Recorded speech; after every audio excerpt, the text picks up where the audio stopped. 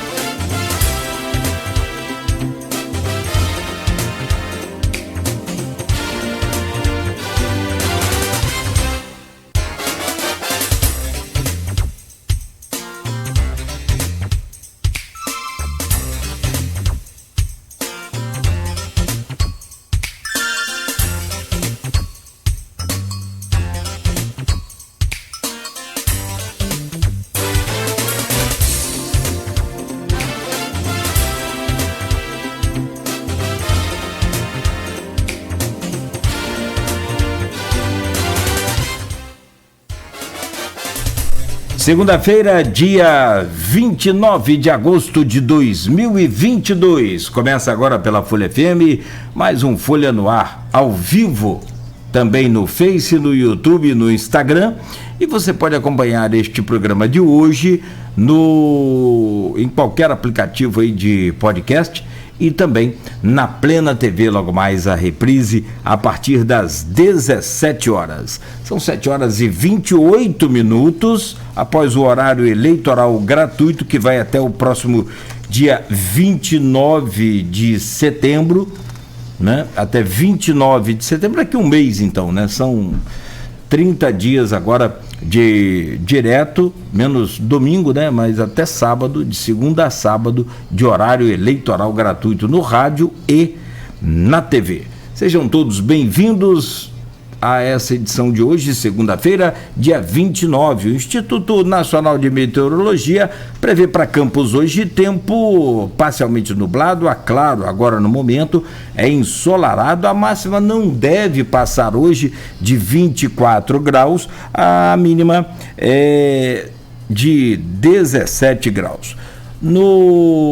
Na previsão do Instituto tem um alerta aqui de tempo severo, com baixas temperaturas e também com muitos ventos costeiros hoje, e que nós já estamos percebendo aqui em Campos, né, durante a tarde de ontem, madrugada e agora pela manhã também, tem bastante vento, pelo menos aqui na área central, e é o que se anuncia hoje pelo Instituto Nacional de Meteorologia.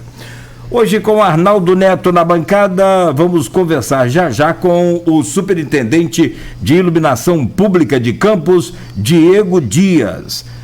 Dentro de instantes, Diego, vamos fazer um apanhado geral aí, né, do Parque de Iluminação Pública de Campos, né, o que sofreu de mudança nesses últimos meses e também, né, sobre o fato que tem ocorrido muito, que você inclusive chegou a flagrar e teve um outro flagrante também agora recente, que foi um furto de fio ali na 28 de março. Isso tem ocorrido muito. Tem gente que rouba o fio ali para vender o cobre, derreter e vender o cobre. Então, a gente vai falar sobre esses problemas encontrados aí, né, e que você vem trazendo a solução, e também aqueles que ainda não tiveram a solução, como é a demanda de lâmpada queimada muito grande no município. Então, já a gente traz aí o seu bom dia e, naturalmente, a sua participação, a sua entrevista. No oferecimento de Proteus, serviços de saúde e medicina ocupacional, qualidade certificada ISO 9001-2015, Unimed Campos, cuidar de você. Esse é o plano. Laboratórios Plínio Bacelar e Plínio Bacelar Vacina, uma clínica moderna especializada em vacinas, e ainda o apoio de Green Energia Solar. Capa do jornal Folha da Manhã: a arrecadação de ISS em Campos sobe 25% no primeiro semestre. O município apresentou o maior crescimento percentual do norte fluminense entre janeiro e junho. Está aqui na capa do jornal. Campanha a governador do Rio passa pela planície. É o período eleitoral onde os candidatos visitam aqui o município. Foi dada aí a largada, né? E aqui em destaque, de um lado, o Rodrigo Neves fazendo caminhada na Praça São Salvador, na última quinta-feira, e o Cláudio Castro em reunião com o Rodrigo Bacelar, na noite de sexta-feira. Na capa da Folha da Manhã ainda, a rede de proteção à atenção social com novas oportunidades. Mais de 58,8 milhões de royalties na conta hoje da Prefeitura de Campos. Depredação de imóvel à noite na área central. Uma loja foi arrombada. A loja estava fechada, né? Mas o ponto aqui, né? O local fechado apenas com blindex e foi depredado aí na semana passada, na madrugada de quinta para sexta. Novo prédio da UF pronto em dezembro, a previsão é da diretoria. Cais da Lapa recebe foliões fora de época. Foi o Samba e Cultura aí neste final de semana. Presidente da CDL analisa. Corrida presidencial é teste para a democracia. Está na página 4 um artigo aí do Edivar Júnior. Tendências nas pesquisas, diminuição da vantagem de Lula para Bolsonaro, e destaque aqui nas análises feitas na Folha da Manhã pelo Aloysio Abreu Barbosa, né, do blog Opiniões também, sobre essa corrida eleitoral que ontem teve o primeiro debate. Ainda para fechar aqui a Folha da Manhã, MP em alerta para coibir as fake news na eleição. A atual prioridade aí do Ministério Público com relação a essa disseminação de fake news que agora, sinceramente, na minha humilde, simples opinião, daqui a pouco a gente vai comentar, não é agora o horário para comentar, mas é praticamente secar gelo, quase que impossível combater, prevenir. Você pode retirar uma fake news do ar. Agora, prevenir que ela seja disseminada é praticamente impossível. Com grupos de WhatsApp, então, literalmente aí é impossível, né? Apesar de a justiça ter demonstrado já várias vezes, né, que tem intervenção sim em alguns casos, até em grupos de WhatsApp, como nós vimos no caso dos empresários. Está no destaque aqui do portal folha1.com.br. Adolescente fica gravemente ferida em colisão entre carro e moto. Inclusive o vídeo está por aí também. Vítima estava de moto e chegou a ser arremessada contra um muro. Foi muito, muito violento. As imagens são realmente violentas. Está no portal Folha 1 também. Campanha de Freixo denuncia a agressão a militantes em Campos. O grupo faria uma manifestação sobre fantasmas, entre aspas, da CEPERJ. E ainda, ponte entre São João da Barra e São Francisco tem novo nome, mas não há sinal de conclusão. Mais de 2.000 candidatos em eleições receberam pagamentos do CEPERJ. O levantamento feito pelo Ministério Público é destaque aí também no portal folha1.com.br. Mulher com arma falsa tenta assaltar policial civil. O policial era de verdade, né? E aí deu ruim, presa em Campos. São destaques também do portal folha1.com.br que você confere aí hoje. O programa de hoje começa falando sobre iluminação pública em Campos, e a gente tem o prazer aqui de receber o superintendente de iluminação pública de Campos, Diego Dias. Bem-vindo mais uma vez. Agora, eu acho que essa é a terceira vez, não é, Arnaldo? Rapaz, eu perco a conta e não dá para contar assim de cabeça de onde, você me desculpa, mas se terceira ou quarta você vai ter direito a pedir música, pode ficar tranquilo. Não sendo o hino do Flamengo, né? Tô brincando. Pode ficar à vontade de pedir o que você quiser. E desde já, bom dia, muito obrigado pela sua presença aqui no Folha Nossa, seja bem-vindo. Bom dia, Nogueira, bom dia, Arnaldo, bom dia a todos que nos veem e nos ouvem. Sendo a terceira ou sendo a quarta, Arnaldo, eu só tenho a agradecer ao Grupo Folha, que abre espaço para a gente estar batendo esse papo, dialogando e levando informação para a população. E que façamos mais muitos 3, 4, 10 participações aí. E somos sempre bem-vindos e conseguimos aí colocar para a população a verdade em relação ao que se passa, principalmente hoje aí, em relação à iluminação pública de Campos. E lembrando que você também é vereador, está afastado em função de estar na superintendência, não é?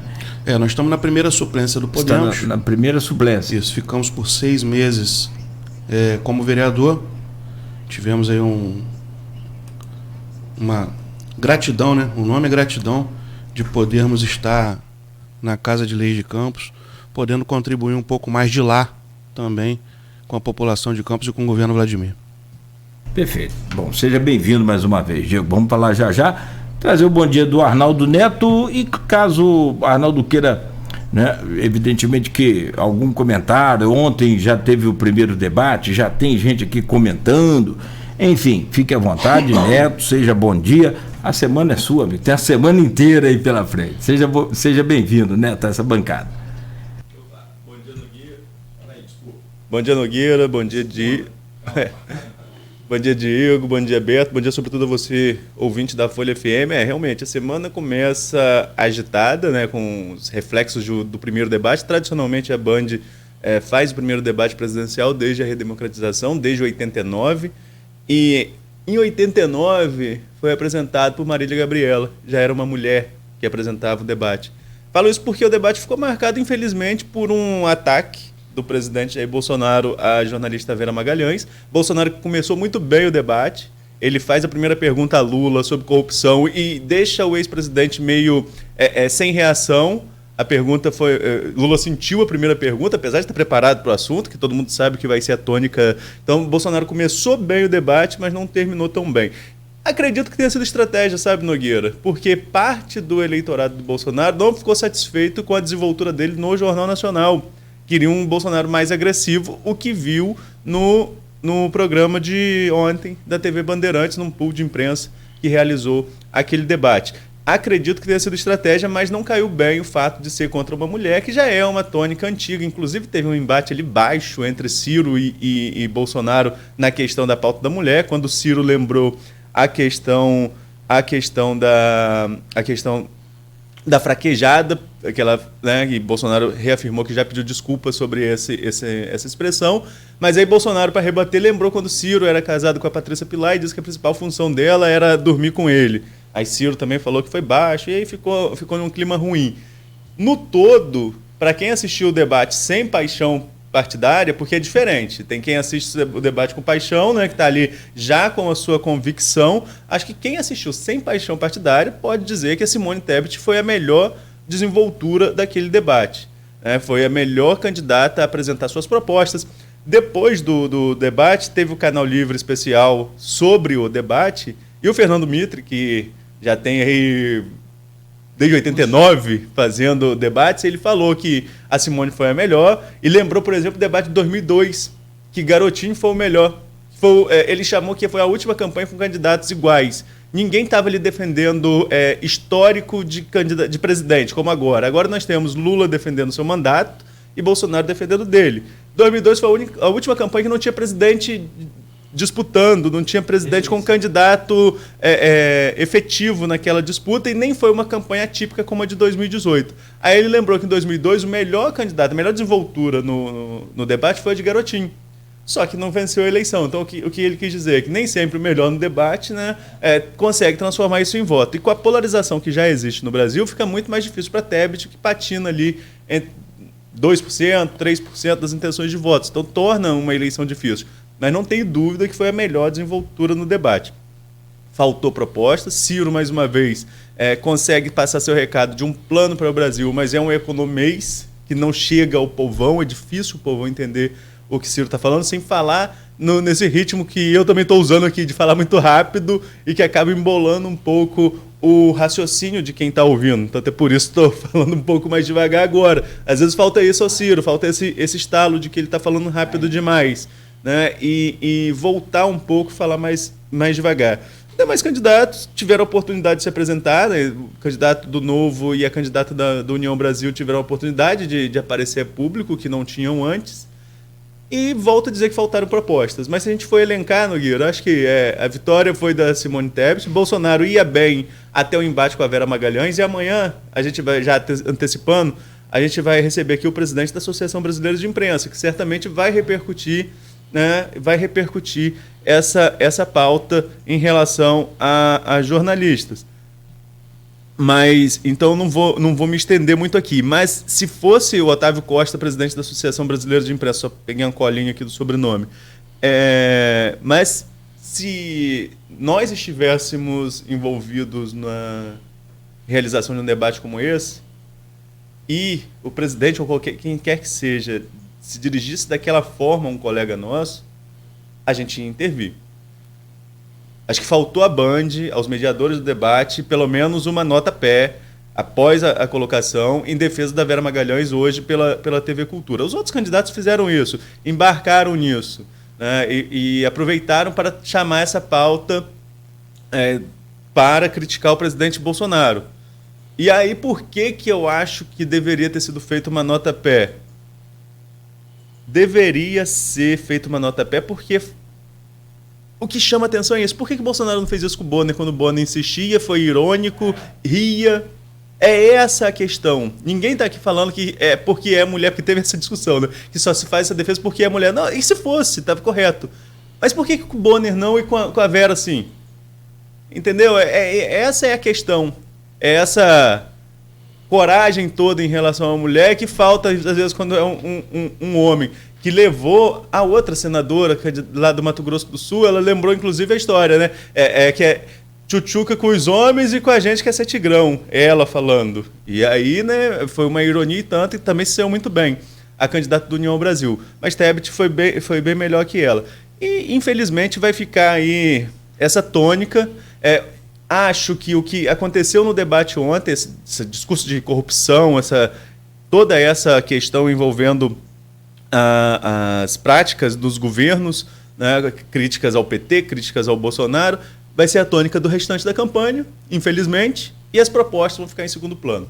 Mas debate é uma ótima oportunidade. Ponto para todos os candidatos que compareceram, isso tem que ser destacado, é bom, mas isso é fruto também desse acirramento, porque se um candidato estivesse muito à frente na pesquisa, não ia. Porque ali você se expõe. Na campanha você fala o que você quer. No momento, o spot chega fechado aqui para a rádio, por exemplo, como vai para a TV. Sim. O vídeo fechado. Agora, o debate é um momento de desconforto. Amanhã a gente fala um pouquinho mais, Nogueira, sobre essa situação da jornalista com o presidente da ABI, e essa questão do debate vai repercutir durante a semana toda. Vamos aproveitar o tempo aí com o Diego e vou deixar você, então, abrir a entrevista então, para começar esse assunto da iluminação pública aqui em Campos. Não, dessa vez eu fiz diferente, Diego e Arnaldo, e quem nos acompanha. Não assisti o debate, porque eu ia perder o sono, ia ficar envolvido com aquilo na cabeça, pensando, eu amanhã 4 horas tenho que acordar. Eu vou acompanhar nas redes sociais amanhã cedo. E hoje a primeira coisa, quando eu olhei as redes sociais e que eu olhei o noticiário, estava lá o ponto negativo do debate em destaque em todos os lugares. Foi uma forma diferente de ver o debate, foi interessante, que agora tem rede social. Década de 90, Arnaldo, que era muito tradicional o debate, era mais ferrenho, a coisa mais... Depois dos anos 2000, chegada da tecnologia, o avanço das redes sociais, essa coisa esfriou um pouco, você pode perceber. Ano passado nem debate teve, teve lugar que teve, mas os candidatos... Bolsonaro levou a facada também. Também né? Levou, mas antes da facada ele já... Ele foi a um. Chegou aí a um. Mas ele foi a um antes da facada, sim. Depois da facada...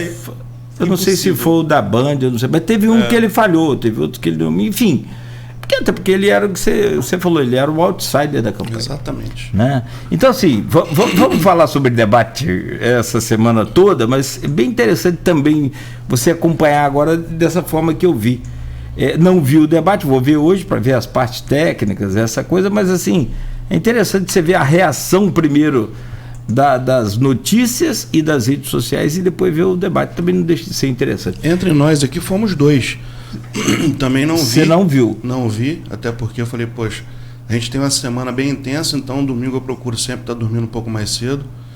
E rapaz, justamente aquele debate acelera o sujeito, né? Para começar a acompanhar. Agora tem algumas tônicas, só para a gente finalizar isso aí, é que a política, ela tem tomado um tom tão apolítico, que essa questão da guerra vamos assim dizer, entre aspas, entre os candidatos, ao invés de você estar trazendo proposições e propostas, como o Arnaldo bem disse.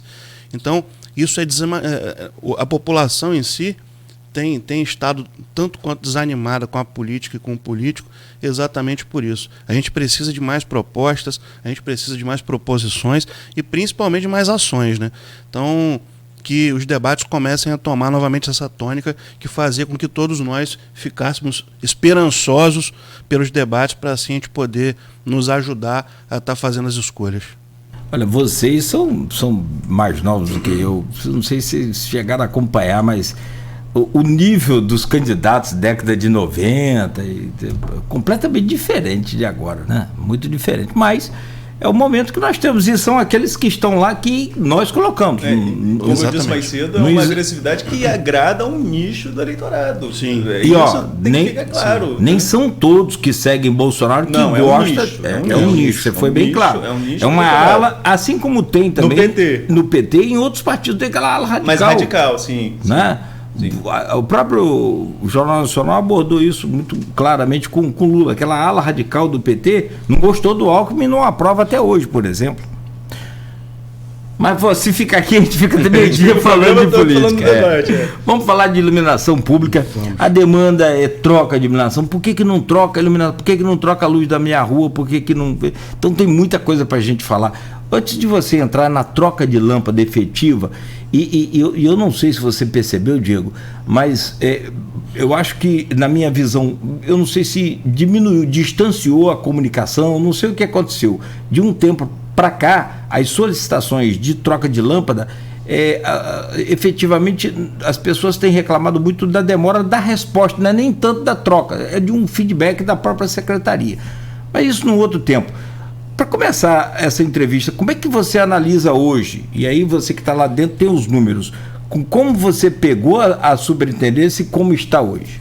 Então, Nogueira, Arnaldo, desculpa, Beto, um bom dia, uma falha minha aqui. Os números não mentem, Nós pegamos o Parque de Iluminação Pública Municipal, dos 55 mil pontos que temos, com mais de 35 mil apagados. Nós beiramos os 70% de pontos apagados no município. E aí, Nogueira, a gente tem lá na secretaria, Arnaldo, um levantamento que a gente vem acompanhando, e nós fizemos uma metodologia, por exemplo, de fiscalização da empresa que hoje presta serviço. Nós temos lá o cruzamento de informações de cada um dos IPs reparados, quais foram os reparos promovidos. Nós temos o levantamento de ponto por cada bairro. Então, nós temos tudo isso lá devidamente mapeado. E aí, o que acontece? Mais uma vez, eu não vou falar especificamente uma crítica do governo passado, mas a gente tem que comparar. Por que a gente tem que comparar? Eu fui convocado pela Câmara, e eu tive há 2 semanas lá fazendo uma apresentação dos números e da situação do Parque de Iluminação Pública. Então eu fiz um comparativo de 2013, que foi gestão Rosinha, em que o vereador Igor Pereira, estava à frente da pasta. Nós tivemos um termo de referência em 2013 de 20 milhões, um contrato assinado por 12, que foi executado em 2013. Na gestão Rafael Diniz, nós tivemos um valor de referência de licitação de 14 e um contrato de 8. E agora nós tivemos um termo de referência de 6 e um contrato de 4. Por que isso, Diego? Nós pegamos o Parque de Iluminação às escuras e no escuro. Nós não tínhamos dados. Para chegarmos aos dados de 35 mil pontos, nós tivemos que colocar efetivamente a mão na massa para poder entender e saber o que estava acontecendo. Então hoje, Nogueira, e sem contar que o primeiro ano de governo não teve um contrato de manutenção, porque nos primeiros meses o prefeito Vladimir Garotinho colocou licitação na rua e esse processo ficou no Tribunal de Contas por uns 4 ou 5 meses. Essa licitação só se efetivou no final do ano. Então, a ordem de serviço para o contrato de manutenção do Parque de Iluminação saiu dia 28 de dezembro de 2021. Então, nós temos uma empresa fazendo manutenção do parque do dia 28 de dezembro para cá. E aí é o seguinte, nós temos números bem consideráveis. De dezembro para cá, nós já fizemos 23 mil reparos. no parque de iluminação. E pasmem, só no período do verão, no farol de Santo Tomé, por exemplo, nós fizemos 1.500 reparos. 1.500 reparos. Até hoje, somam-se 2.100 reparos só no farol de Santo Tomé. E por que eu falo, e a gente não pode deixar de falar da gestão passada? Não teve manutenção no parque. E isso é um problema que a gente ainda está enfrentando. Nós pegamos 35 mil pontos apagados e desses pontos, eles são compostos por vários itens. Ele tem a lâmpada, ele tem o reator, ele tem o relé, ele tem o cabeamento que leva a tensão. E quando a gente chega num ponto hoje para poder fazer os testes, quando ele está apagado, a gente testa o relé. Se o relé não estiver funcionando, a gente troca o relé, o ponto vai voltar a funcionar. Ocorre que nós temos tanto tempo sem manutenção que nós já temos um reator parcialmente cansado, uma lâmpada parcialmente cansada e um percentual de 5%, 10% desses pontos voltam a apagar. Isso é um ponto. O outro ponto é o seguinte... Desculpa, você quer dizer assim, troca o reator na hora, o conjunto volta a iluminação volta. Mas já está velho, cansado, isso, sem atualização, isso. Sem manutenção, é isso que você quer dizer. Isso. Aí daí a pouco ele apaga de novo. Isso, aí um percentual disso volta a apagar. E às vezes eu estou explicando isso, inclusive a população fala assim, as equipes estiveram aqui no bairro, acenderam o bairro todo. Fizemos 200 pontos num bairro, por exemplo. Mas aí 5 pontos, 6 pontos, 3 pontos voltam a apagar. Mas, Diego, trocou a lâmpada, ela queimou? Não. É porque, às vezes, a lâmpada foi trocada, mas o reator cansado já veio a parar de funcionar. Trocou o reator, mas a lâmpada... Aí, o que acontece? Além do curso normal dos apagamentos, que é um curso normal aí de 5% a 10% do parque, vem apagando aquilo que não tinha dado a manutenção devida. E aí, Diego, vocês falam, então, no ano de 2021, como foi? Nós tivemos a adesão a uma ata de registro de preço de LED, que foi que a gente começou o programa de eficiência energética. Eu estou falando disso junto e depois eu vou separar o LED da manutenção para a gente ter mais especificidade, para as pessoas entenderem melhor. Então, de lá para cá, foram colocados 9 mil pontos só nesse primeiro contrato. Ou seja, foram eficientizados 9 mil pontos de LED na cidade. Desses 9 mil pontos, aproximadamente metade deles foram inseridos em pontos que já se encontravam apagados. Ou seja, foram fazer um bairro X. Desse bairro, 50% dos pontos que foram colocados de LED estavam apagados. Então a gente veio diminuindo um pouco esse passivo dos 35 mil. E hoje, você citou aí na chamada a questão dos furtos, que hoje era o nosso principal problema. Os técnicos lá, a Paola, o Márcio e a nossa equipe vinham informando para mim que desde o segundo mês meu de gestão, que eu entrei no dia 10, estava assustador o número de furto e de dano no parque de iluminação.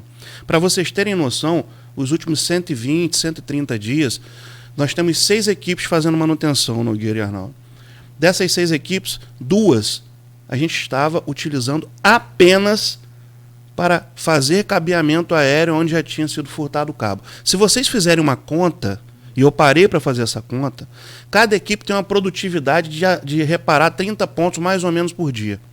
É como se a gente tivesse deixado de reparar uns 7 mil pontos porque as equipes estavam fazendo o quê? Enxugando gelo. Na verdade, a gente não estava mais enxugando gelo. A gente estava fazendo um trabalho diferente. Aonde tinha sido furtado o cabo e ele era subterrâneo, a gente lançou o cabo aéreo, porque aí evitava que o cara viesse furtar novamente esses cabos. Felizmente, nós conseguimos um flagrante, que era um dos caras que estava promovendo o maior número de furtos. Conseguimos um vídeo há poucos dias atrás, em que mostrava toda a operação daquela pessoa furtando, daquela pessoa preparando, daquela pessoa escondendo parte do cabo que estava sendo furtado. Ou seja, o cara fazia uma operação de furto. Tinha dia que ele levava 30, 40 minutos furtando o cabo numa determinada região. Então, isso, eu não quero, Nogueira e Arnaldo, colocar na conta do furto. Só uma pergunta, o cara é eletricista? Você chegou a descobrir isso? Não. Ele já tinha alguns delitos, ele tinha passagem por homicídio, por furto, salvo engano por roubo também. E outra coisa, ele era eletricista? Não era eletricista. Até onde se sabe, não. Mas aí que tá, ele tinha um modus operandi, ele tinha uma operação de furto, ele preparava, inclusive, o furto do dia seguinte. Ele furtava um pedaço, ele preparava para furtar no dia seguinte. Quando ele não conseguia levar tudo, ele escondia parte do que foi furtado num dia para poder voltar no dia seguinte e capturar. Então, aí, Diego, não, eu não estou colocando nessa conta, porque o furto e o roubo é histórico, mas estava num volume estratosférico. Todos os dias a gente acordava um pedaço da Felipe Web, um pedaço da Lorival Martins Beda, um pedaço da 28 de março, apagado por conta de furto de cabo. Então, a gente tem que colocar isso na conta. Isso jamais existiu. Nessas proporções, jamais existiu na cidade. Então, se a gente fizer uma conta, aproximadamente 7 mil pontos. Que a gente soma mais uns 3 hoje, é o passivo que a gente tem no parque de iluminação. E é por isso também que hoje nós não estamos com um parque ainda equacionado, equalizado e acendido da forma que a população deseja e nós também. Só para fechar aqui, Arnaldo, os furtos acabaram ou diminuíram? Diminuíram estratosfericamente. Hoje então a gente era um indivíduo que estava... Tinha um indivíduo que estava bagunçando o parque de iluminação. Agora foi pego um outro essa semana, novamente na 28 de março, certo? E eu vou repetir, isso não vai acabar. Mas nas proporções que estavam, estavam prejudicando, não só... E aí, o Arnaldo, todos que nos veem e ouvem, o Nogueira, o que acontece? O problema não é só deixar aquele ponto apagado, o problema não é só fazer com que a gente tenha 2 equipes presas ali e não consigam progredir no acendimento da cidade. O problema é que aquele lugar que fica apagado, ele propiciona o cometimento de outros delitos. Que novos furtos, novos roubos, e aí a gente conseguiu, graças a Deus, pegar até então aí que se sabe o principal criminoso que estava cometendo esse tipo de delito. Iluminação pública é questão de segurança também, isso aí não tem dúvida. Mas, Diego, a gente tem outras perguntas, mas temos comentários também, Jackson Barreto, Maurício Batista. Vou trazer o do Jackson, depois eu trago do Maurício aqui. O Jackson coloca o seguinte: tem mais de um ano que, se estiver ouvindo a gente, porque essa audiência na rede social é muito dinâmica, seria bom até ele especificar onde que foi. Tem mais de um ano que minha mãe fez o pedido de reparo, ninguém atendeu a solicitação.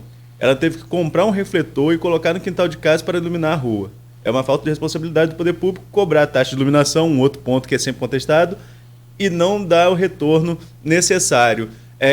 Qual é a média de atendimento a essa demanda? Pegando o comentário dele que disse que tem um ano aguardando, que a mãe precisou colocar um refletor, do Jackson Barreto, e que a mãe precisou colocar um refletor, qual é a média desse tempo de atendimento para reparo? Vocês têm um cronograma de quanto tempo dá para atender quando o contribuinte ele liga pedindo essa solicitação?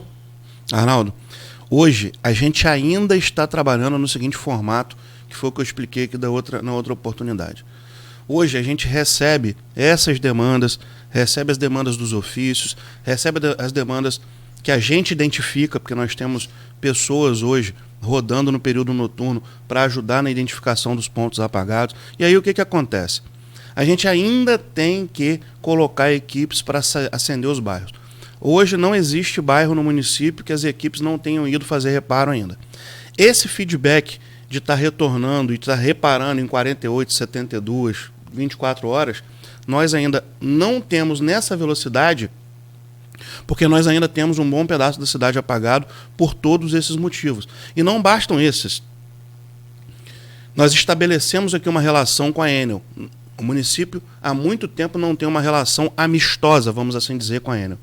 Nós criamos um decreto na nossa gestão agora, gestão Vladimir, e quando nós ingressamos, para quê?